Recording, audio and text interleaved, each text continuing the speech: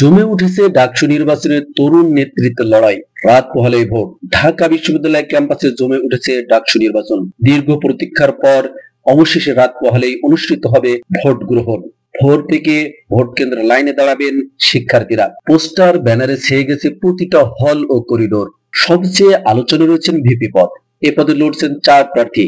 ছাত্র শিবিরের সমর্থিত আবু সাদিক কায়েম, ছাত্রদল সমর্থিত আবিদুল ইসলাম খান, বৈষম্য বিরোধী শিক্ষার্থীদের সংসদ থেকে আব্দুল কাদের আর স্বতন্ত্র প্রার্থী উমামা ফাতেমা। জরিপে দেখা গেছে কেউ এগিয়ে কেউ পিছিয়ে, কিন্তু প্রায় 1/3 শিক্ষার্থী এখনো সিদ্ধান্তহীন। প্রার্থীদের বক্তব্যেও রয়েছে ভিন্ন ভিন্ন প্রতিশ্রুতি। আবু সাদিক কায়েম বলেছেন, জুলাই বিপ্লবের পরে 1 বছর জুড়ে যদি শুধু ঢাকা বিশ্ববিদ্যালয়ের কথা বলি, যদি মাত্র একটা সংগঠন থাকে যে সবচেয়ে বেশি শিক্ষার্থী বান্ধব কাজ করছে, এটা হচ্ছে ইসলামী ছাত্র শিবির।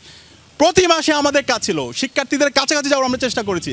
আজকে ডাকসুকে কেন্দ্র করে ডাকসুর যে আজকে শিক্ষার্থীদের আকাঙ্ক্ষা দেখতে পাচ্ছেন, সেই আকাঙ্ক্ষাগুলো আমরা বাস্তবায়ন করে দেখিয়েছি। 1 বছর জুড়ে জুলাইয়ের শহীদ পরিবারের আকাঙ্ক্ষার কথাগুলো বলা, জুলাইকে নিয়ে কালচারালি রেলিভেন্ট করা, জুলাইয়ের স্মৃতিকে সবার সামনে ফুটিয়ে তোলা। আবিদুল ইসলাম বলেছেন, অবাধ ও নিরপেক্ষ নির্বাচনই আমাদের অঙ্গীকার। আর স্বতন্ত্র প্রার্থী উমামা ফাতেমা জানালেন, এবার ক্যাম্পাস হবে ব্যালট বিপ্লব। শিক্ষার্থীদের প্রত্যাশা, শান্তিপূর্ণ ভোট হলে প্রতিটি নেতৃত্ব উঠে আসবে। তবে কে জিতবেন তার উত্তর মিলবে আগামীকাল ভোটের ফল ঘোষণার পরই। নিউজ ডেস্ক, ঝিনুক মিডিয়া।